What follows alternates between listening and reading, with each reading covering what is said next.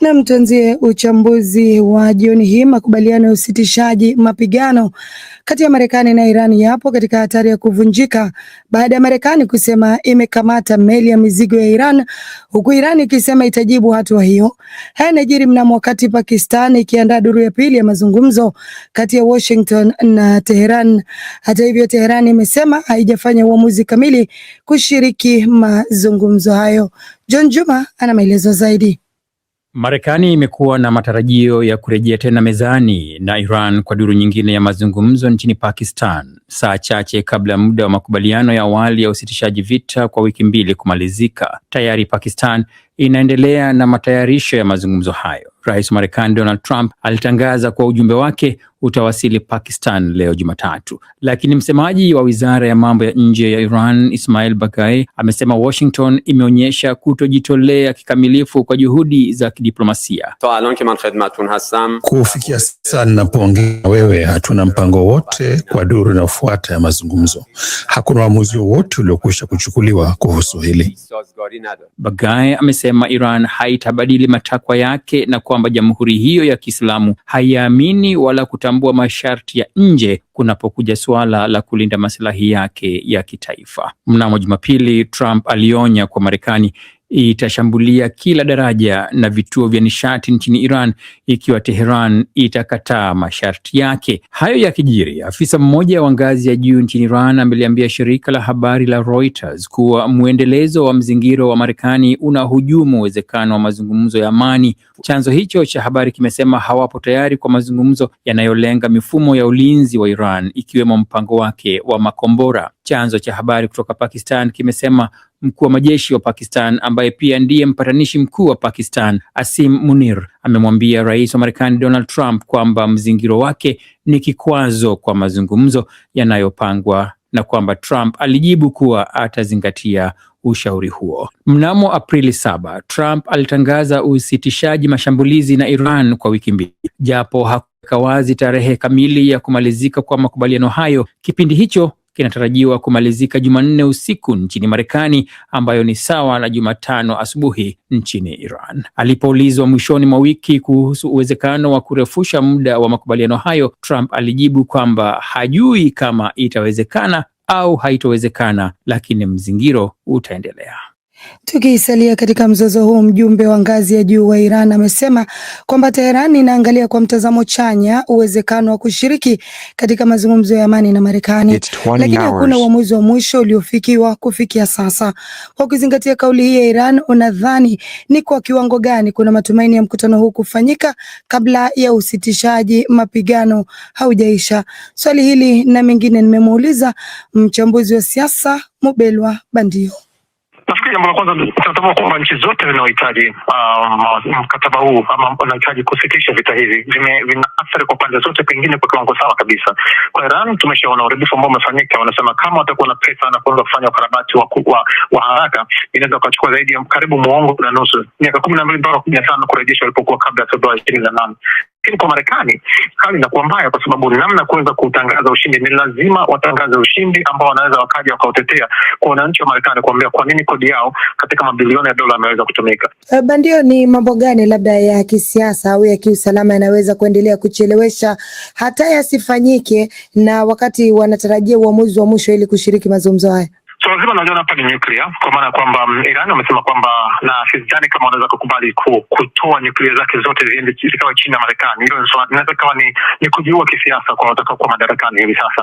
Na Marekani kusema kwamba ni lazima nuclear hiyo wakabidhiwe wao, pia nafikiri ni jambo bovu. Ninachohisi hapa kitakachotokea ni kwamba watajitahidi kwa namna yote kuweza kukutana katikati.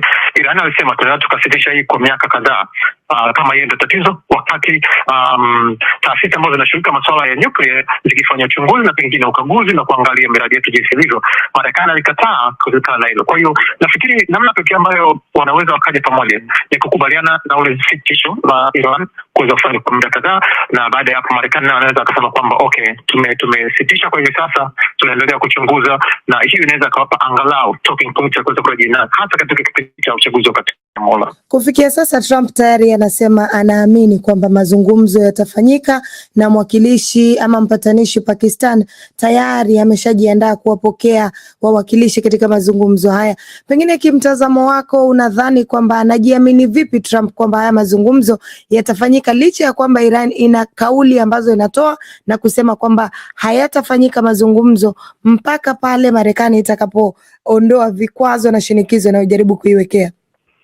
Trump huyu alituambia baada ya vita vya 12 kwamba wameteketeza kila aina ya nyuklia, lakini Trump huyu alisema kwamba anaanzisha vita kwa sababu kuna madini ya urani ambayo yalirutubishwa na bado yapo.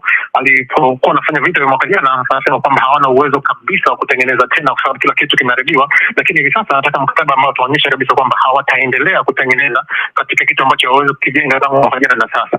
Kauli zake mara zote ni kwa ajili ya watu ambao ni tunasema ni base yake, ambayo haifuatilii geopolitics, haifuatilii siasa za kimataifa, wanafuata kila macho anasema. Lakini watu tunajua kwamba leo hii wakati wenzao bado hata hajafika Islamabad, anasema kwamba mkataba utasainiwa.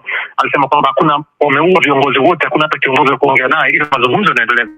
Kwa hiyo wakati vile naanza nilikuwa na hofu sana, kwa sababu watu wengi walikuwa wanasikiliza kauli zake kama kauli za nchi. Imekuwa wazi hivi sasa kwamba anachokisema hawakipori kule sana wanajaribu kutumia kile katika kumjibu tu. Kwa hiyo ninachoona ni kwamba sasa hivi uwezekano mkubwa wa kauli zake kupuuzwa na wale wanaoshiriki, wakitambua kabisa kwamba huyu ni mtu anayejitapa, lakini hazungumzii uhalisia ambayo wananchi wanataka.